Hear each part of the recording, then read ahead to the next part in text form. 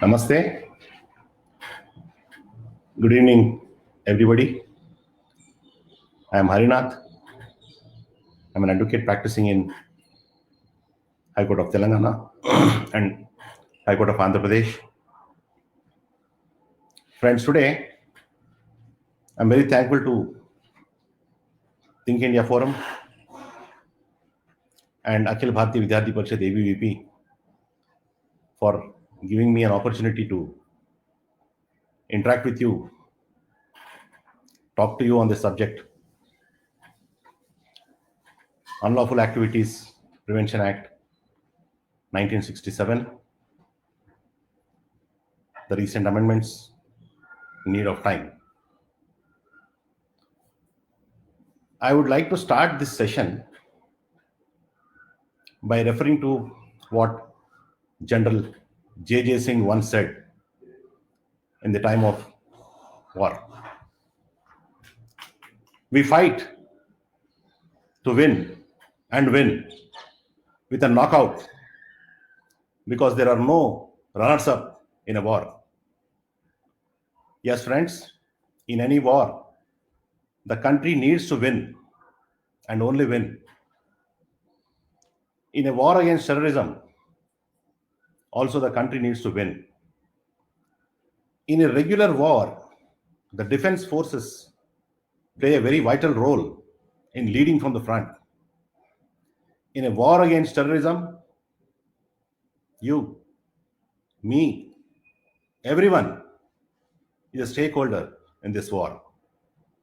We should ensure that the war against terrorism waged by our country and the common enemy, the terrorism, has to be defeated and devastated, destroyed beyond recognition. Never give an opportunity to your enemy to again stand up and then look at us. I would also once again state one more very famous and my most favorite statement of one of the army generals. Never have mercy on your enemy. Now, if you see the history of anti-terrorism laws in India and the world, a very interesting situation is there.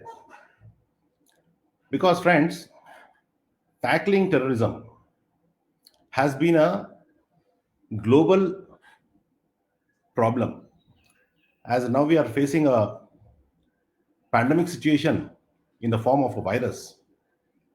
Terrorism also has ingrained into the society in different forms, different kinds, different shapes, and is hurting the economies of different countries in the most brutal manner.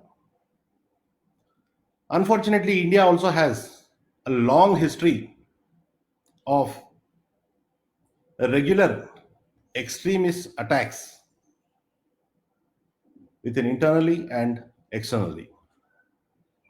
Now let us see as to what are the various counter-terrorism international conventions which are in force. Now all these international conventions, friends, have been developed under the auspice of United Nations and its specialized agency, the International Atomic Energy Agency. It's famously known as IAEA.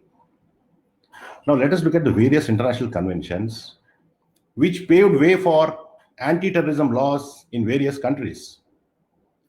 The famous Tokyo Convention of 1963, the Convention on Offenses and Certain Other Acts Committed on Board Aircraft, that's called the Tokyo Convention. It was in the year 1963. Then came the Hague Convention in the year 1970, a convention for suppression of unlawful seizure of aircraft, that's called as the Hague Convention. Friends, Sabotage Convention or Montreal Convention, 1971 Convention for the suppression of unlawful acts against safety of civil aviation. It's also called as Sabotage Convention or Montreal Convention. The Diplomatic Convention in the year 1973, the Convention on Prevention of Punishment of Crimes against Internationally Protected Persons, Diplomatic Agents Convention. The Hostages Convention in the year 1979, International Convention Against Taking Hostages, Nuclear Materials Convention in the year 1980, Convention on the Physical Protection of Nuclear Material, then the Airport Protocol Convention in the year 1988, then came the Maritime Convention in the year 1988, the Convention for the Suppression of Unlawful Acts Against the Safety of Maritime Navigation, then came the Terrorist Bombing Convention in the year 1997. Friends, this international convention for suppression of terrorist bombings is famously known as Terrorist Bombing Convention. Terrorist Financing Convention in the year 1999. This is another very important convention. International Convention for the Suppression of the Financing of Terrorism, and the 2005 International Convention for Suppression of Acts of Nuclear Terrorism, that is called Nuclear Convention. The 2010 Convention on the Suppression of Unlawful Acts Relating to International Civil Aviation, that's called the Beijing Convention, unfortunately. Anyway, so friends, why I'm referring to all these conventions is because these are the conventions which paved way for formation of anti-terrorist laws across the globe in different countries, and the laws have taken different shapes, and they have been aiding those countries in tackling terrorism to the last nail in the coffin. Now, apart from these convention, friends, there are certain UN resolutions, security resolutions. These resolutions also have contributed for the countries to frame their laws, counterterrorism laws in their countries. Now, if you see United States of America, it's called as a big brother. And the kind of freedom a person enjoys in that country is completely unimaginable. We have seen shootings in the school, not film shootings, gun firing, gun shootings, and innocent children being killed. The reason why America has got a policy of anybody can purchase a gun, just like a toy gun, anybody can purchase a gun in USA. So that's the kind of freedom a person enjoys in USA. Now, even in that country, after the World Trade Center attack on the 9th September 2001, when the Twin Towers were hit by two planes, thousands of Americans laid down their lives in the dastardly terrorist attack of a fundamentalist group. Islamic terrorism has seen the dirty face and showed its dirty face in America. Then USA has drafted USA Patriot Act 2001.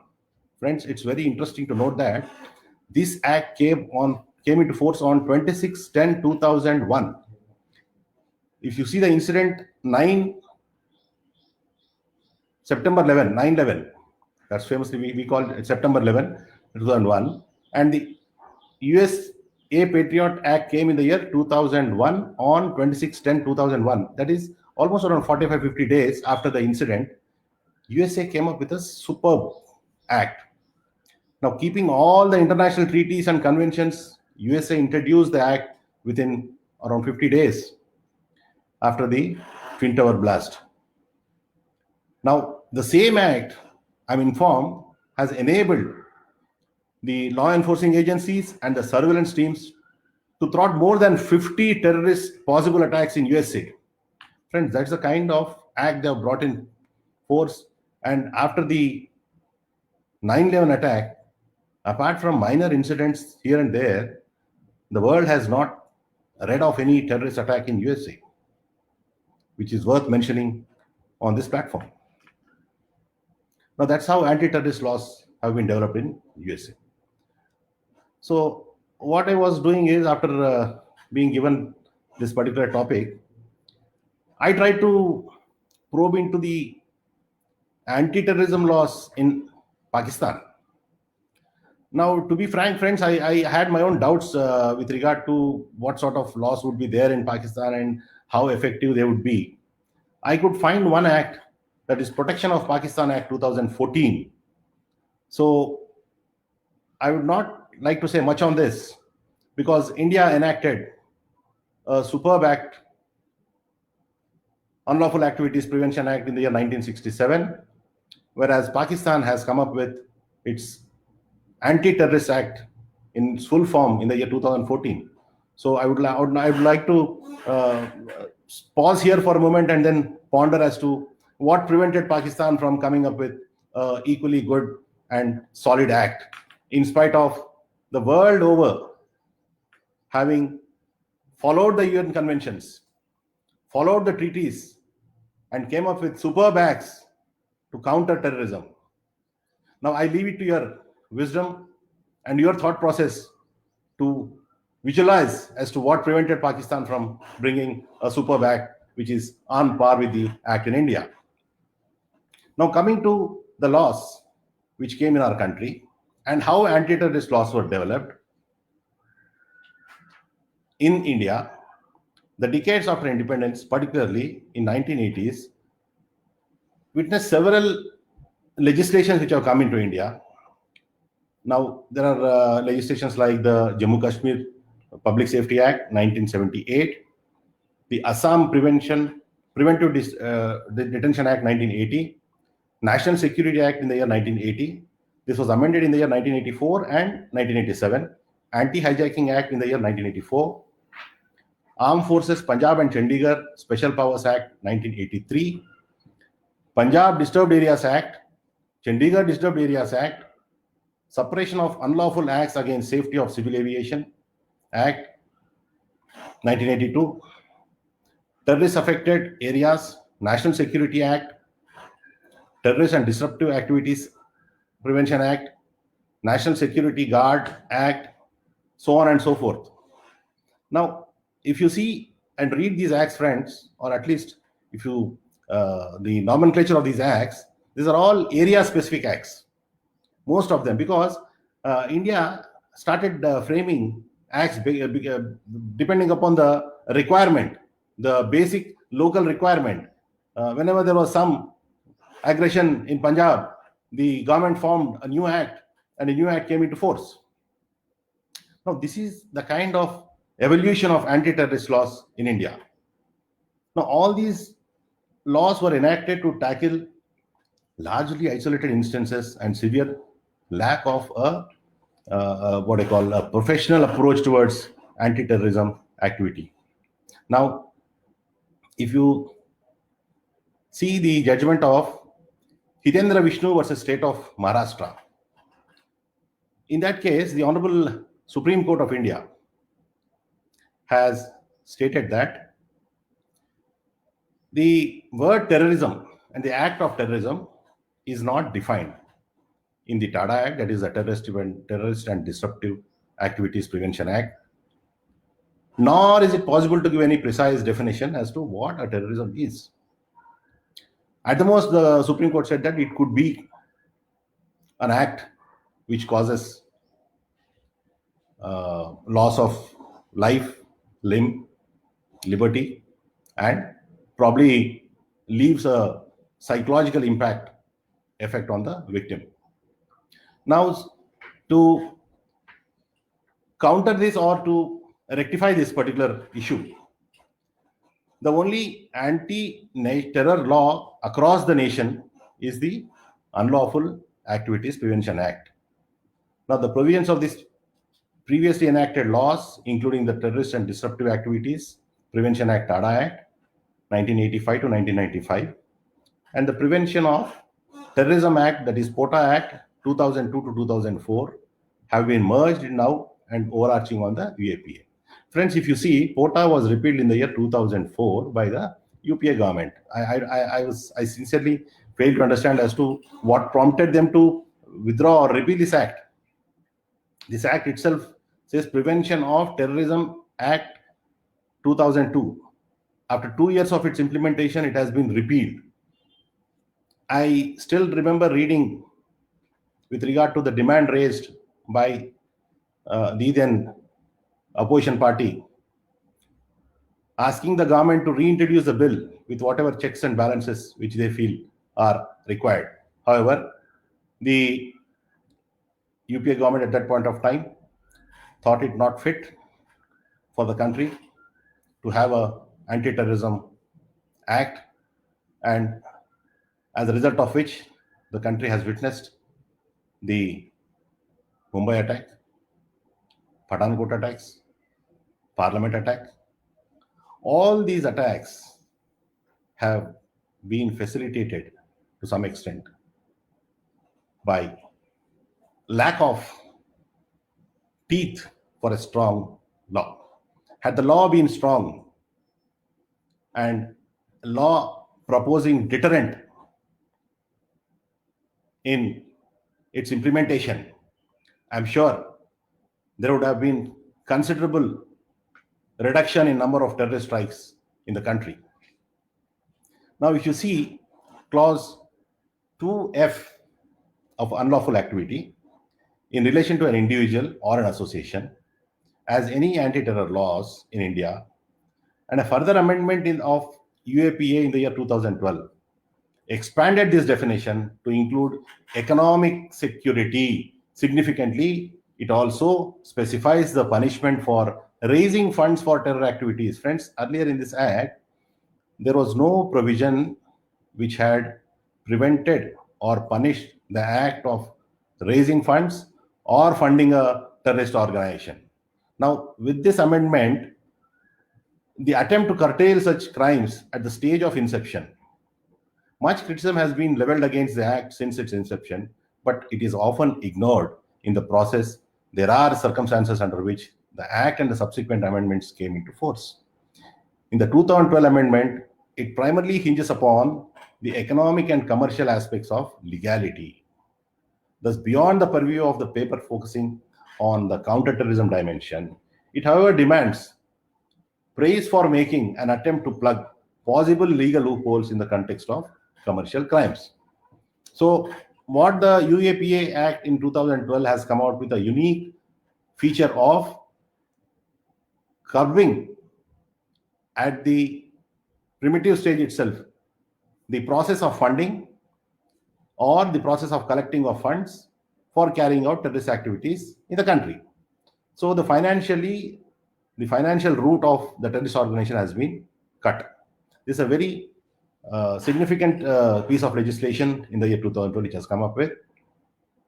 Now, under the UAPA, there is no mention of confessions to the police. Now, people also criticize UAPA Act. They say that this act is draconian, this act violates human rights, this act is not in accordance with the constitution of the country, the fundamental rights of the citizen, all these and so on and so forth. These are the regular problems which the human right activists, they try and point fingers at the act. What I sincerely feel is, friends, now if you see the act in its totality, the provisions of bail exist. Now the statements recorded by the police are also not admissible in evidence. So there is a procedure which has to be followed under the Code of Criminal Procedure. Now there are caveats with regard to bail provisions and with regard to the liberty of the accused and the rights of the accused is concerned. Everything is ingrained in the act. Now, all these, I have a serious doubt on in my mind.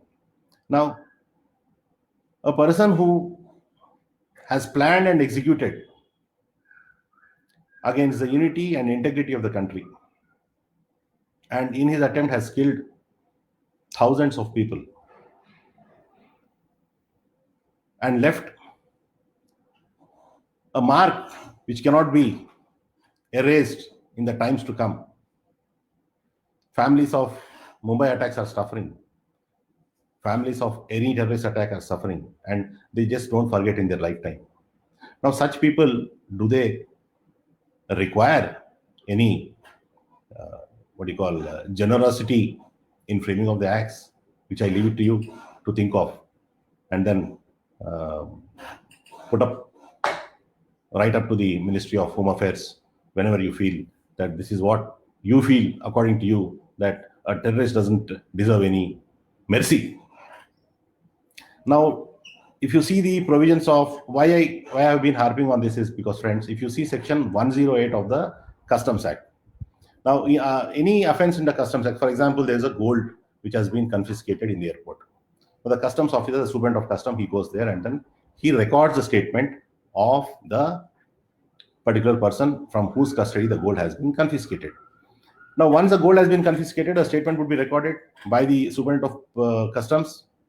This statement is admissible in evidence in the court of law, and this can be used against that particular person. Similarly,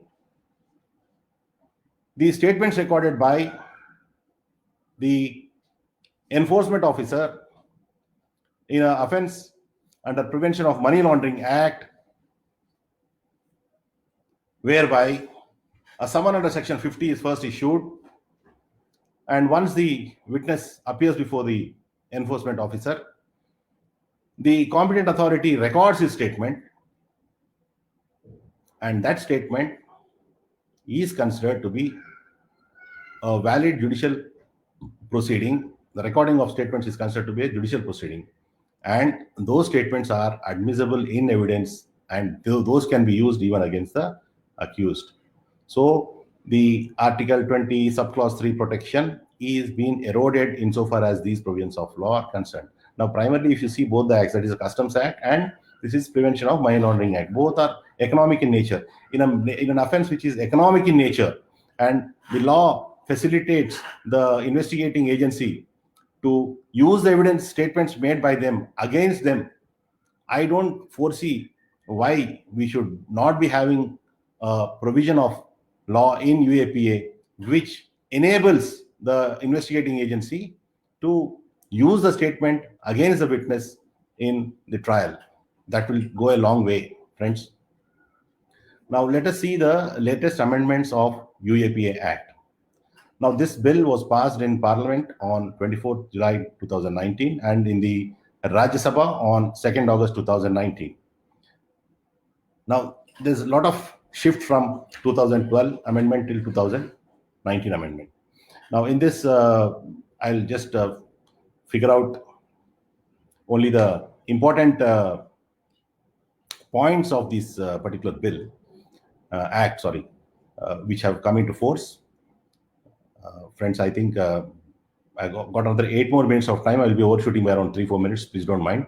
And now, with regard to seizure of property by NIA, if the investigating officer who is handling a particular offense and the investigating agency NIA, and they pounce upon certain property which has been used in the terrorist activity, that can be seized with the permission of the higher official, that is the Director General of NIA.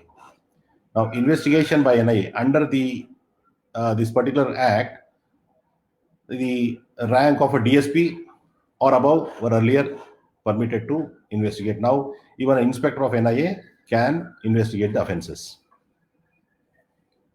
Now, if you see the act and the 2019 act, the other treaties which I referred to when I started this particular session, all these treaties are enacted and inserted here. The act defines terrorist acts to include acts committed within the scope of any of its treaties listed in a schedule to the act. The schedule lists 9 treaties, including the Convention for Suppression of Terrorist Bombings, 1997. This is the one I said it's a very important treaty, and this treaty has been adopted in toto by our country. And the Convention Against Taking of Hostages, 1979 treaty. The bill adds another treaty to the list. This is the International Convention for Suppression of Acts of Nuclear Terrorism. So these are broadly the basic things, friends, with regard to the UAP amendment. Now let us go to the salient features of the amendments. Now, this amendment would allow the government to designate an individual as terrorist and bring an embargo on arms, asserts, and seizures. Friends, earlier this act did not permit the government to name a particular individual as a terrorist. But with this amendment, now you can name a terrorist. Afzal Guru, who has been hanged, can be branded as a terrorist. Now, with regard to the powers of investigation given to even the inspector, then coming to attachment of thing we have covered, then we need to cover up seizure of property we have covered. Now, this also has got some checks and balances with it. An individual who is not happy with the government's declaration that he is a terrorist or branding him as a terrorist, he can appeal to the Home Secretary within 45 days. And a review committee also is there, which will take care of the decision given by the Home Secretary. And so a fair trial is ensured even before declaring that particular person as a terrorist. And if the declared terrorist individual, he wants to question the decision of the committee headed by he can also question the decision of the Home Secretary before a committee headed by a retired judge of the High Court. So these are all the checks and balances. A fairness is given to everybody in implementing of the act. That's what I feel. The government said the new law would be sparingly used. Why? Because it can't be used against everybody. We have a 134 plus population, and out of this 134 plus crore plus population, there are a few terrorists whom we should definitely brand them as terrorists. Friends, according to the Home Ministry data, in the last 15 years, there was only one entity, that is Deendar Anjuman. This entity was the only entity which challenged the decision of the Union of India, and it appealed against the government decision to ban it. Now, I've been informed that around 42 organizations have been declared as illegal during the period under consideration. Now, friends, if you see Hafiz Syed, the 26/11 mastermind, and JEM chief Masood Azhar are the first individuals to be designated as terrorists under the law. Both of them have already been declared as global terrorists by the US, the UN, and the European Union. Now, this type of anti-terror laws are already there in countries such as US, China, Israel, and the European Union. So why are we lacking behind? That's the reason why the new amendment has come in. Now, these amendments would take care of certain practical difficulties faced by the investigation officers in handling the cases under UAPA. Friends, I had an occasion during my tenure as the Special Public Prosecutor of interacting with a lot of investigating officers who were handling with the left-wing extremism which was prevalent in parts of the country, and all of them had a common problem or a common issue which they have been complaining of. See, for example, a left-wing terrorist is arrested somewhere and certain gelatin sticks have been seized from his possession.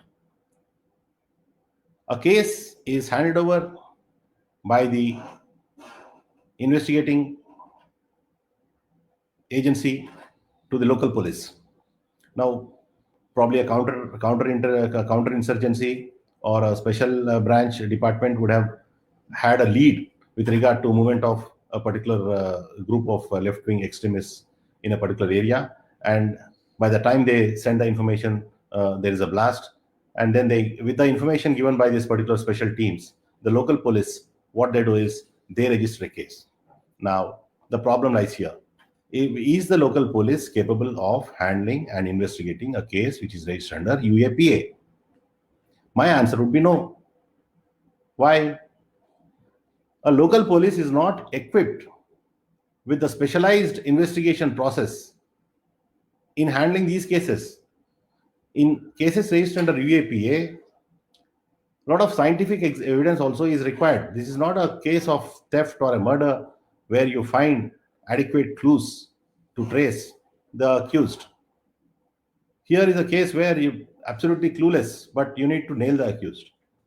So is the case with the prosecutors. The regular prosecutors handling the regular crimes in the local magistrate courts or in the sessions courts, they would not be in a position to handle these cases. So are the magistrates or the judges, the sessions court, which are handling these cases. A specialized court is designated under the NIA Act 2008. So, with these uh, amendments, friends, the sensational cases or cases which have got impact on the society or high profile cases, what we call, can be handed over to NIA. But now with this 2019 amendment, everything has come to a standstill, and the problem of the left wing extremists is solved. Now, friends, there are certain important judgments which I would like to only refer and not elaborate further on them, because if I elaborate further on them, I'll be overshooting my time. The first important judgment is RM Malkani versus State of Maharashtra, reported in the year AR 1973, Supreme Court 157. Here in this case, an important aspect, the police have relied upon the telephonic conversation which has been tapped against the accused and used against him.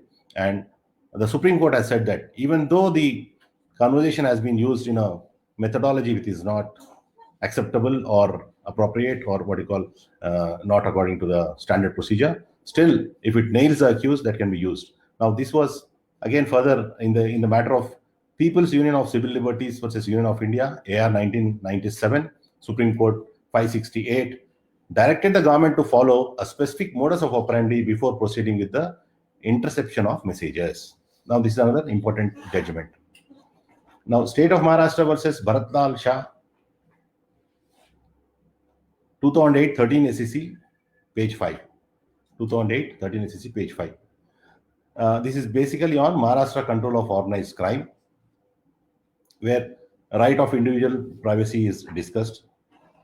Then, in the matter of Arup Bhuyan versus State of Assam, reported in 2011, 3 SEC, page 377, taking part in terrorist activities, mere association is not sufficient to hold them guilty. Another extreme form of decision. Now, the National Investigation Agency versus Zarur Ahmed Shah, reported in 2019, 2 MLJ criminal, page 730. Now, in this case, the granting of bail by the High Court has been set aside by the Supreme Court, where Supreme Court held that the bail which was granted by the High Court is wrong because there was ample evidence to nail the accused in this case. Now, friends, these are certain, there are various other pronouncement of the Honorable Supreme Court on these anti-terrorist laws, which probably would not be relevant as of now for us in this session. Now, if you see, after this 2019 amendment, within 1 month, a public interest litigation has been filed by one Mr. Avasti, wherein he says that this particular amendment curtails the citizen's right to dissent. It provides no opportunity to a person declared as a terrorist to justify his case before the arrest. Such an act violates the basic tenets of the Constitution. The petitioner further states that this act has to go because it is violative of the Constitution itself. Now, he also challenges the amendment to Section 35 and Section 36 of the UAPA Act 1967, where the central government is empowered to categorize an individual as a terrorist and add such name under Section 4 of the Act. Now, the matter under challenge before Supreme Court is also challenging the discretionary and unfettered and unbound powers of the central government in devolving this act and then bringing up this act, which is, according to the petitioner, is violative of Article 14. According to me, it's not violative of Article 14. And when the time comes, probably the matter will be dealt by the Honorable Supreme Court, and we expect a just decision from the Honorable Supreme Court of India. The Supreme Court was also hearing a public interest litigation filed by another NGO in this matter. I think both these matters are coming up before the Honorable Supreme Court. And friends, to sum up my submissions, India, for the first time, has declared individuals. The Jaish-e-Mohammed chief Masood Azhar, Lashkar-e-Taiba founder Hafiz Mohammed Saeed, Mumbai terror attack accused Zakirul Rahman Lakwi, and fugitive gangster Dawood Ibrahim as individual terrorists under the new anti-terror law. Now, friends, now the act is in force, and the terrorists need to be aware that India is now a lion which has woken up, and there's no point in trying to mishandle the country in any manner. Now, as I said in the initial lines, that this is a war against terrorism. All of us need to participate. And friends, I also suggest one small thing before I conclude and leave open the session for inviting some questions from any of the viewers. Recording of statements of the witnesses under UAPA must be done under electronic recording and audio recording. These recordings should be attested by sitting magistrate. That would ensure that the witness did not turn hostile at a later point of time. That's one. Number two, any person who has got information of a terrorist movement or a terrorist activity, even the informant also should be informed. I mean, he has to inform it to the concerned agencies. Without the agency being informed, and if you expect around the clock the agency has to be beware and then they should be under surveillance, I think it may not be really prudent on our part. If I come to know that there is some activities which is going on and I feel that that activity is not proper in accordance with law, my primary duty as a citizen of the country would be to inform to the concerned police soon after I come to know about that. So with these few words, friends, I hope I made some good effort on submitting with regard to UAP amendments. And Act is good. The citizens need to be aware of their rights, their duties. More than rights, duties of the citizens are important in the present day scenario. And I once again thank Akhil Bharatiya Vidyarthi Parishad and Think India for giving me this opportunity. Jai Hind, Bharat Mata Ki Jai. Now I invite all, any of them to pose some questions, which I'll try and answer to the best possible ability.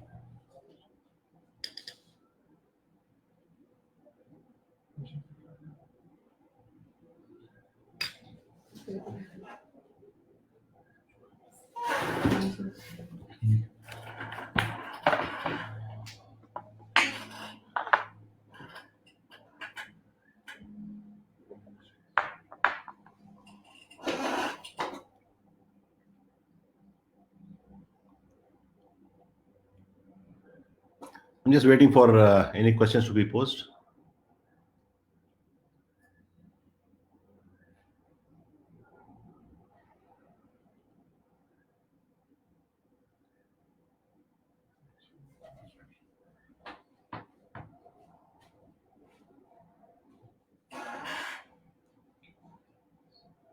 I can see a lot of comments coming up, but most of the comments pertain to greetings and I'll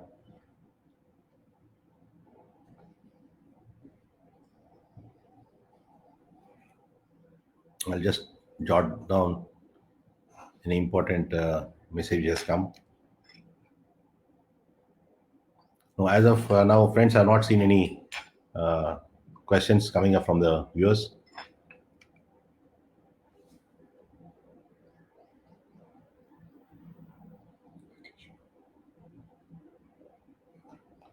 One Mr. Macha Nagesh Babu, he has posed a question. We are against the terrorism and we strongly believe that it has to be suppressed by the government. But at the same time, government should take care of the citizens.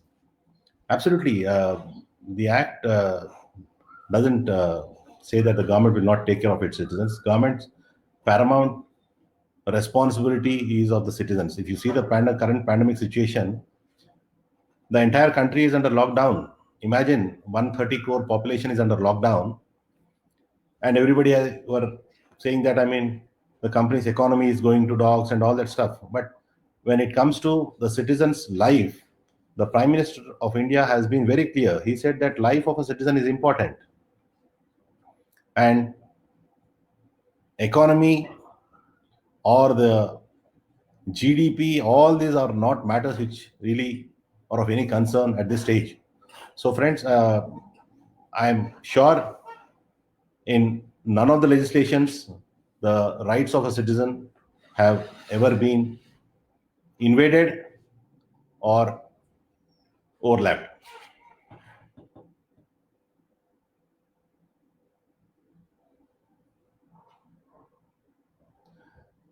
Same another question from Nagesh Babu. He says that whether Section 35 and 36 are violating the personal liberty assured by the Constitution. I don't think.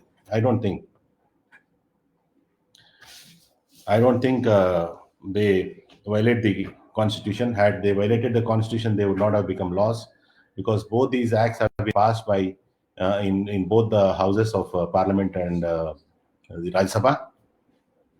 So, and now these are before the Honorable Supreme Court with regard to their validity.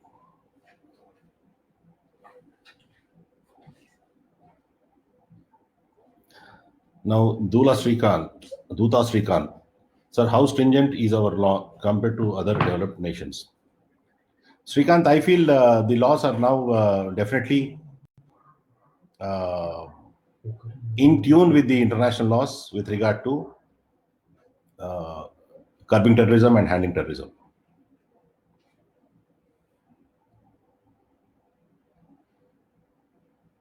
Srikanth says by Dr. Addi Utkarsh Reddy, sir, I have a doubt. Raising flags, is it unconstitutional? Your question is not clear, friend. Raising of flags, which flags are you referring to? Are you referring to the flags of any political party? Are you referring to flags of any social organization? So your question needs to be clear, friend.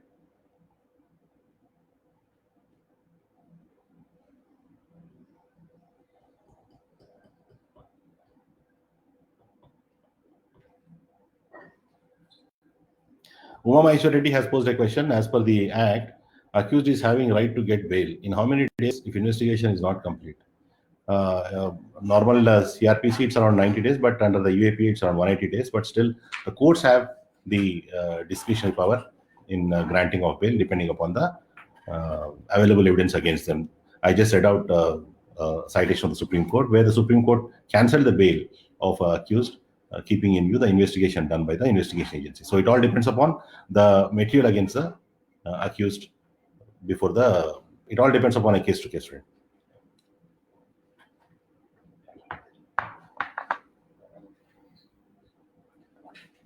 Kiran Kumar Reddy has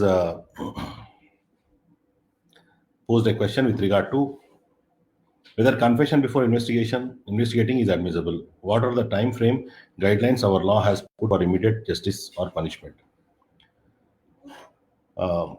Any confession before a police officer is not admissible in evidence. That's a fundamental rule.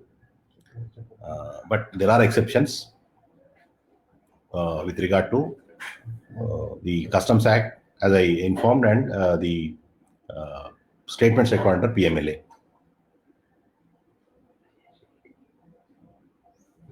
Chandrakant Reddy poses a question: does UAPA provide capital punishment? Yes, it's death or life punishment, which is there. We have seen death penalty given in the Dilsukh Nagar bomb blast case to 5 of the accused by the special court here, in a wonderful investigation done by NIA, where all the accused were given the punishment of death.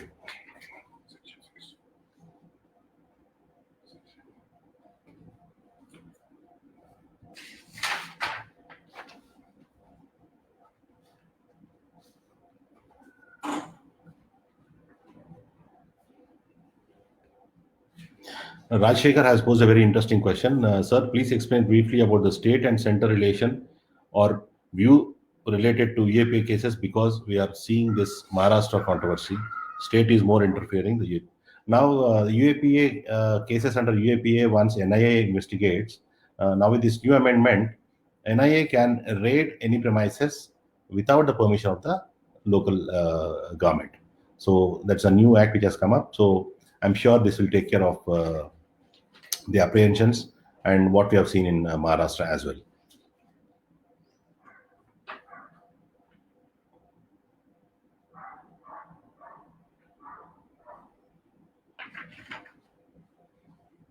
Pawan Kumar Junu, he posed a question.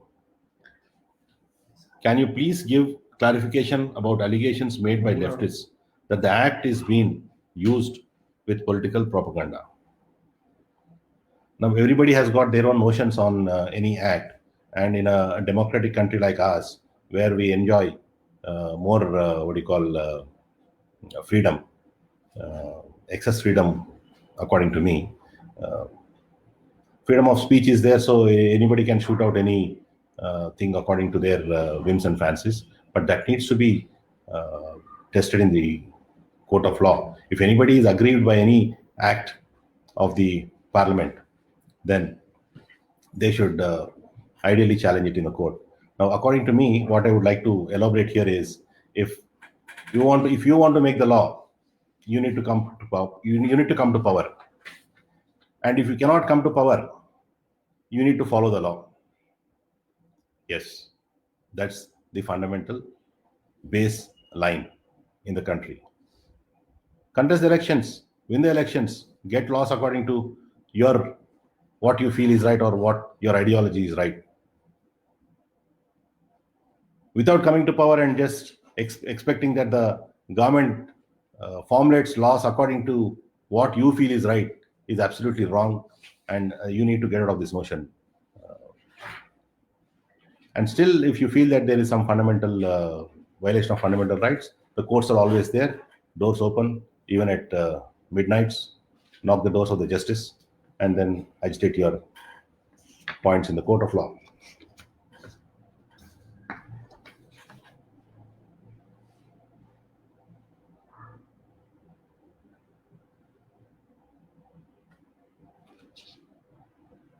Gaurav Tiwari, while recording the statement of witness or the accused, the knowledge of presence of the sitting magistrate shall be informed to the accused or witness. Is it specially categorized? I'll read again, I can't follow your question. While recording the statement of the witness or the accused, the knowledge of presence of sitting magistrate shall be informed to the accused or witness. Magistrate would not be there in recording of statement by the police. Magistrate, that's only once the doing investigation stage, police record statements under 161 CRPC. After that stage, after the charge sheet is framed, these witnesses will be produced as prosecution witnesses in the court, where the evidence will be given by the prosecution in presence of the magistrate there. But during investigation, the presence of magistrate would not be there, Gaurav.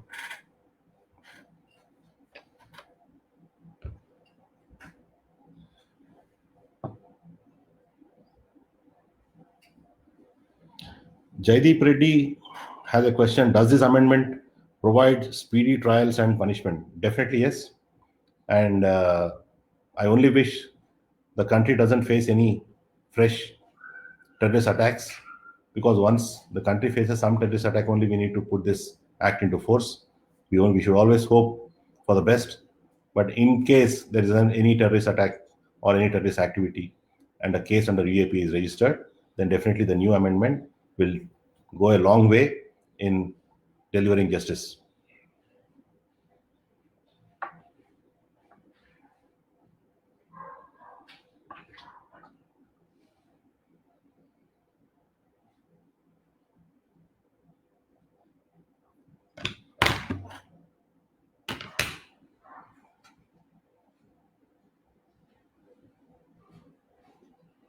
Satish has written, మహారాష్ట్రలో సాధువులపై పోలీసుల ముందే అత్యంత దారుణంగా కొట్టి చంపారు. అటువంటి వాటిపై చట్టపరమైన చర్యలు ఎందుకు తీసుకోవడం లేదు? వీటిపై రాజకీయ ప్రమేయం ఎంతవరకు ప్రభావం చూపుతుంది? Satish, I think already a case is registered and investigation is on. But so far as political interference is concerned, I don't think political interference would be of any relevance once investigation agency like NIA takes over the matter. And I'm sure justice will be delivered and justice will be done.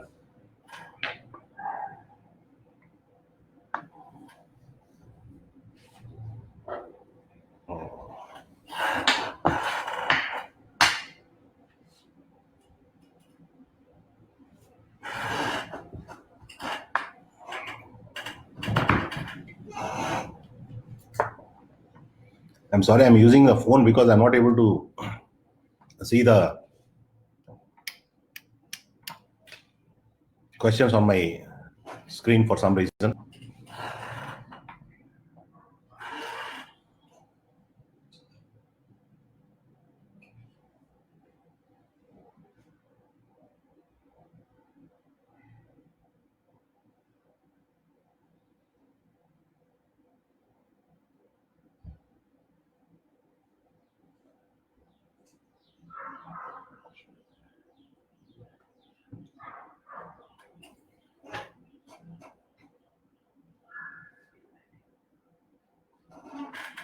I don't foresee any fresh questions. Let me see, there's some question coming up. Nowadays, fruit vendors are getting arrested for raising saffron flags. Is it unconstitutional? I don't see any reason why anybody should be arrested for erecting or displaying a flag of the religion of his choice. And if any arrests are made, they are illegal arrests. I mean, under what provisions of law can they arrest a person for displaying a flag of the religion which he believes? For example, I put the Bhagavad Gita to my car and then no more on the city. Can somebody arrest me? I don't think the police have got right to arrest me just because I display a flag.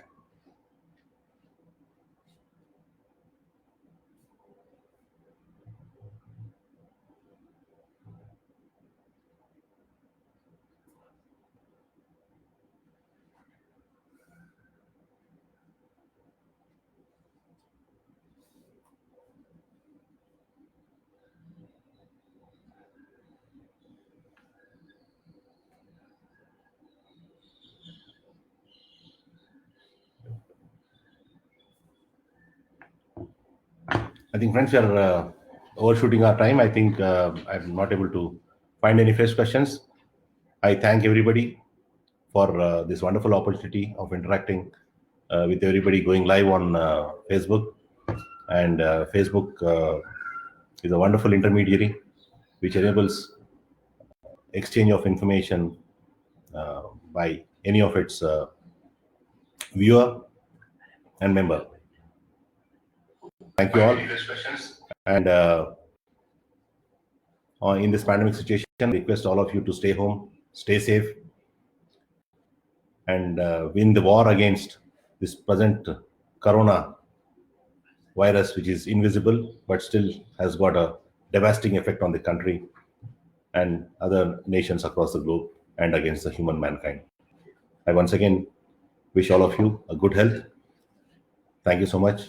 Jai Hind. Bharat Mata ki Jai.